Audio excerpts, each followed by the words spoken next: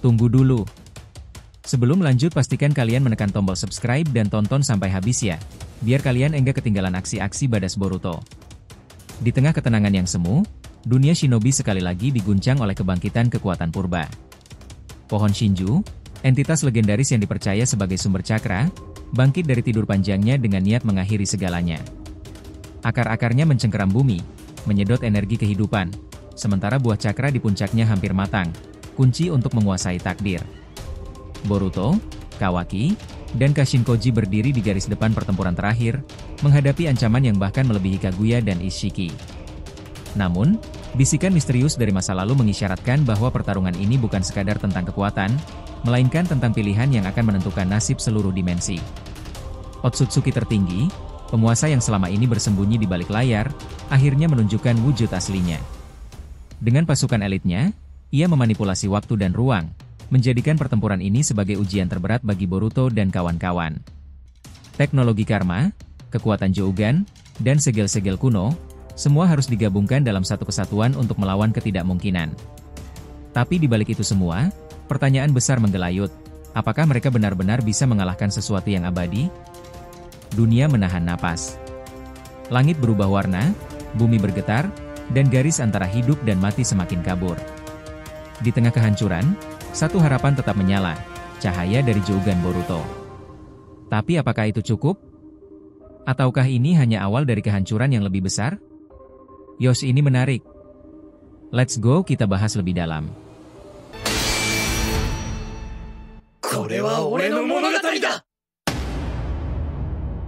Halo teman-teman, selamat datang lagi di channel Boruto Saga to Blue Vortex. Nah, disclaimer di video ini konteksnya hanyalah cerita fanfictions, tidak berpatokan pada manga resmi ya. Jadi jelas, cerita ini untuk hiburan semata karena animenya masih hiatus dan manganya tayang 1 bulan sekali di Manga Plus. Jadi silahkan kalian enjoy saja menikmati keseruan alur ceritanya sambil menunggu episodenya resminya rilis kembali. Yuk mari kita lanjutkan lagi pembahasannya. Hari itu, bumi mulai bergetar.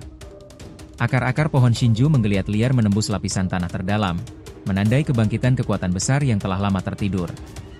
Buah cakra yang tumbuh di puncak pohon itu belum sepenuhnya matang, baru sekitar 70%. Untuk menyempurnakan prosesnya, dibutuhkan lebih banyak energi, atau dalam istilah para Otsutsuki, makanan baru yang bisa mempercepat kematangan tanpa cacat. Tak hanya akarnya yang mencengkeram bumi, pohon-pohon Shinju dari berbagai desa pun mulai bersatu, menyatu menjadi satu entitas raksasa yang menjulang melebihi batas imajinasi manusia. Di atasnya, kuncup bunga raksasa mekar, melindungi buah cakra dengan lapisan daun dan kelopak bunga seolah memahami bahwa buah itu tak boleh disentuh. Pohon Shinju tampak hidup, seakan memiliki kesadaran sendiri. Kekuatan sensoriknya meningkat drastis, mampu mencium kehadiran manusia dari kejauhan.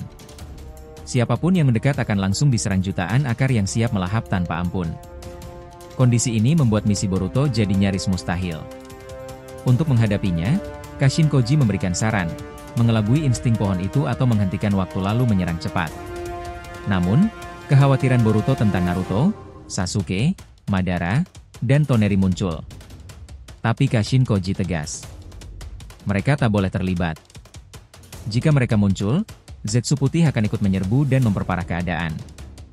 Hanya Boruto, Kawaki, dan Kashinkoji yang dianggap cocok menghadapi takdir ini. Boruto pun menempelkan segel formula Hiraisin ke pundak masing-masing, lalu mengaktifkan kemampuan penghentian waktu yang berasal dari kombinasi kekuatan Momoshiki dan Jougan tahap 4. Waktu pun berhenti. Kashinkoji, yang awalnya ikut terkena efek ini, diberi pengecualian agar bisa tetap bergerak. Dengan Buddhodama sebagai pijakan, mereka bertiga terbang menuju puncak pohon. Namun, Otsutsuki tertinggi tak tinggal diam. Dari kuncup bunga, ia melemparkan 5 batu raksasa seukuran meteor. Untungnya, Kawaki mengaktifkan Sukuna Hikona untuk mengecilkan batu-batu tersebut hingga seukuran jari. Tapi serangan tak berhenti di sana. Jutaan akar keluar dari bunga, memanjang hingga puluhan meter. Serangan ini disebut sebagai yang paling mematikan sepanjang sejarah shinobi. Akar-akar tersebut tak bisa dikecilkan. Situasi makin buruk ketika Otsutsuki tertinggi memecah dirinya jadi 3, menyamai jumlah lawan. Dalam kebingungan, Boruto menciptakan 1000 bunshin untuk menyeimbangkan jumlah. Namun, Otsutsuki tertinggi menciptakan 10.000 bunshin sebagai balasan, menyombongkan diri dalam pertempuran jumlah. Dalam kondisi terdesak, Kashin Koji menyuruh Boruto untuk menyegel planet agar tak ada yang bisa menggunakan portal dimensi. Segel pun diaktifkan, tapi itu menguras cakra secara besar-besaran karena Boruto harus mempertahankan penghentian waktu sekaligus menyegel seluruh planet. Serangan pun kembali terjadi. Ribuan Bunshin Otsutsuki tertinggi menyerbu dengan kecepatan luar biasa. Kawaki menggunakan batu dari Daikokuten untuk melawan, sementara Boruto membekali Bunshinnya dengan mode Sanin dan Rasengan Rikudo, menyebabkan kerusakan besar pada pasukan musuh.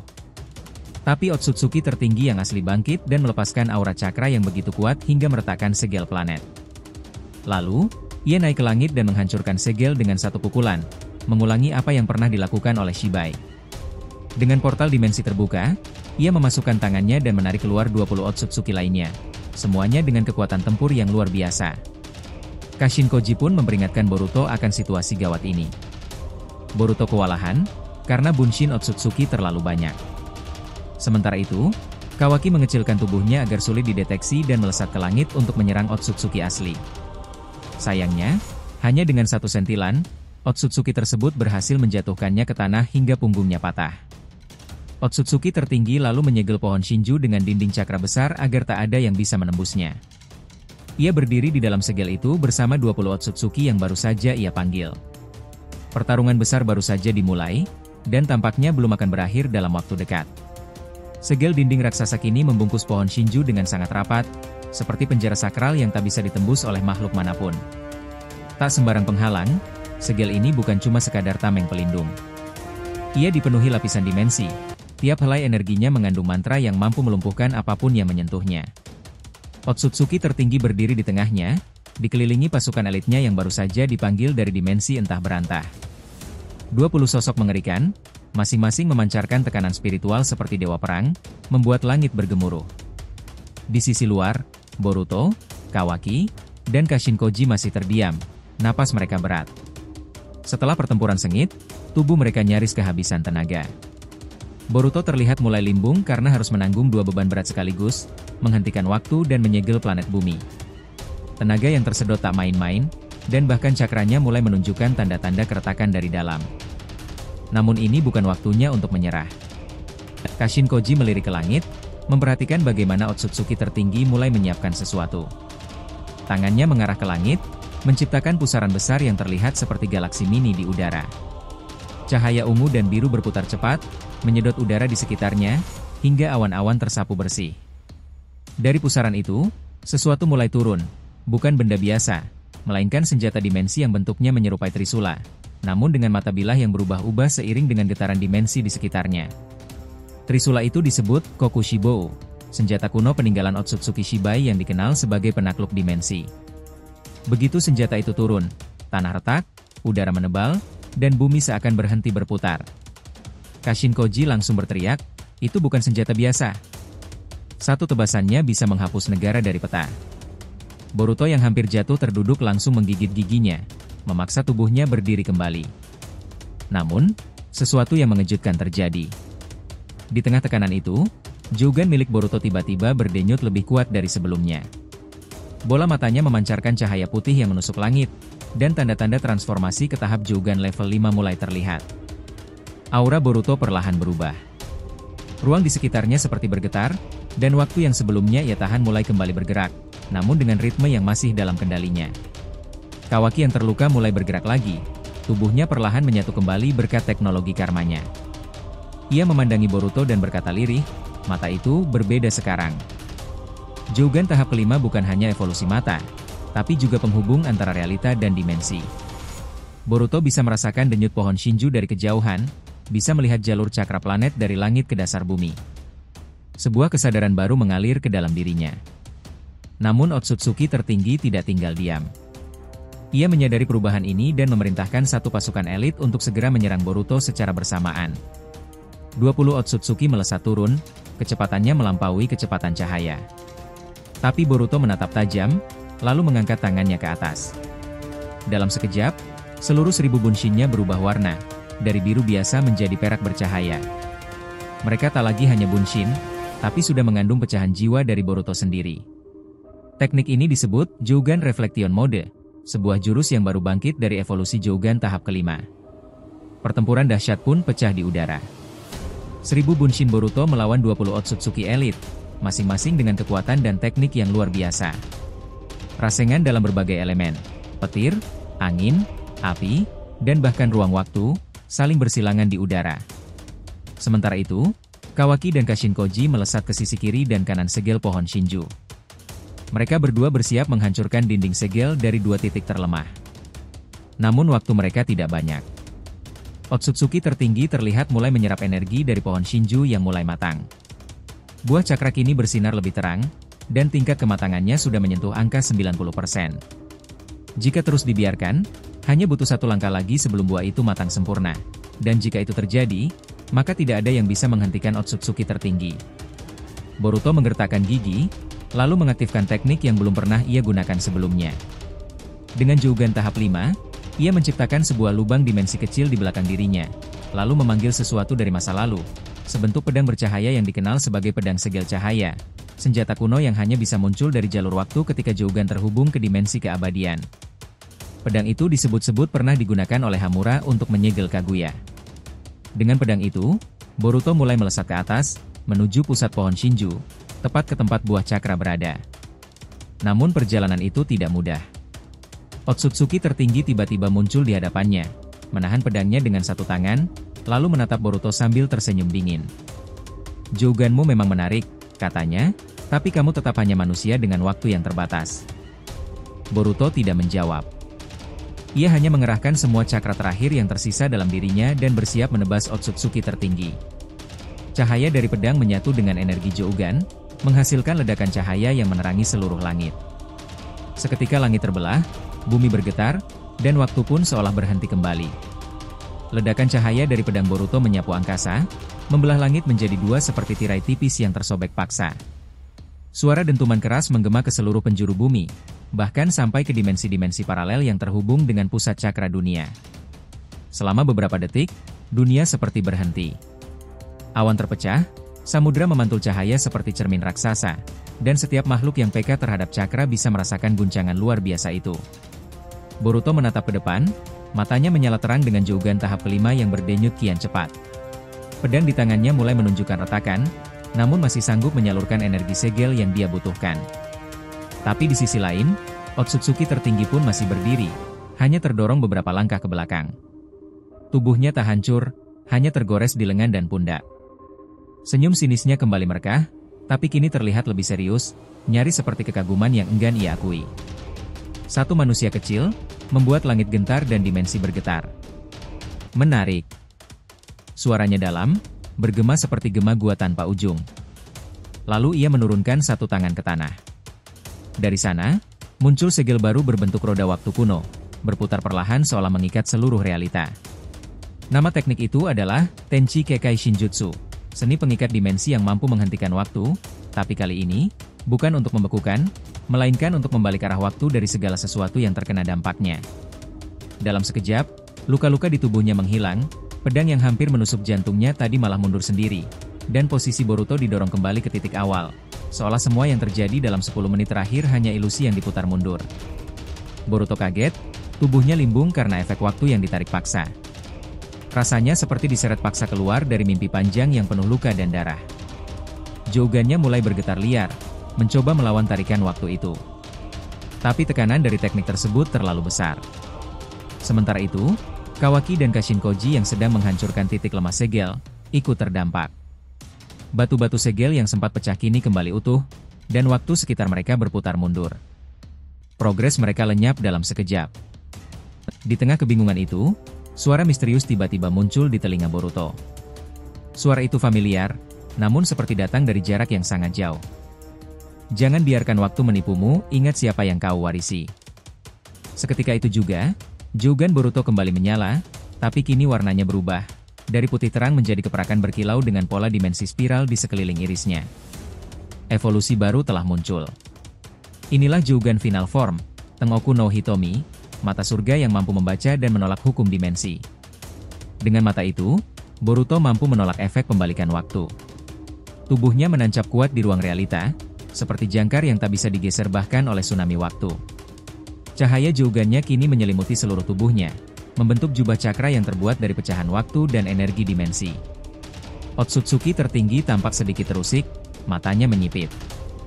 Jadi kamu berhasil menolak Tenchi Kekai. Menarik. Tapi itu hanya awal.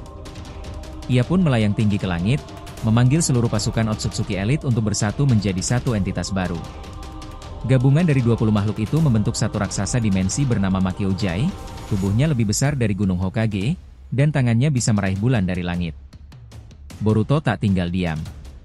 Ia menggandakan dirinya lagi, tapi kali ini hanya menjadi 5 klon utama. Setiap klon memegang elemen berbeda, api, air, tanah, petir, dan angin. Masing-masing klon tidak hanya sebagai umpan, tapi memiliki kesadaran dan kemampuan penuh. Mereka mulai membentuk formasi bintang 5, menciptakan teknik penyegel dimensi tertinggi, Gogyo Tensei no Kekai, penggabungan 5 elemen dalam formasi ruang waktu. Sementara itu, Kawaki sudah mulai bangkit kembali. Luka-lukanya disembuhkan paksa oleh teknologi yang terhubung langsung ke pusat tubuhnya. Di belakangnya, muncul siluet Ishiki Otsutsuki dalam wujud samar. Tapi kali ini bukan mengambil alih, melainkan sebagai memori bimbingan. Gunakan karma dengan cerdas, bukan untuk menghancurkan, tapi untuk menstabilkan, ucapnya dalam bisikan mental.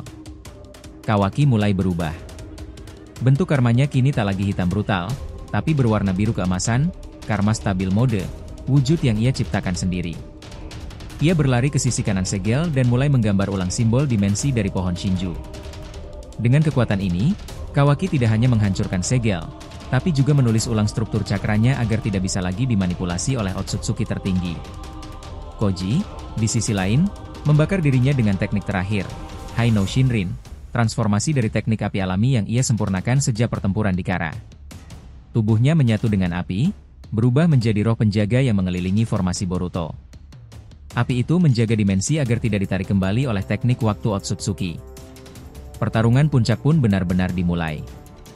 Makyojai mengangkat tangannya, menghantam ke arah bumi seperti dewa penghukum. Boruto melesat ke langit, membelah udara bersama pedang cahaya terakhirnya, Jougan Tengoku menyala penuh, dan dunia menanti apakah cahaya itu cukup untuk memotong kegelapan yang sudah terlalu dalam. Karena itulah nakama, epilog ending dari cerita ini kedepannya bakalan menarik jika seperti ini. Pertempuran usai, tetapi kemenangan terasa pahit.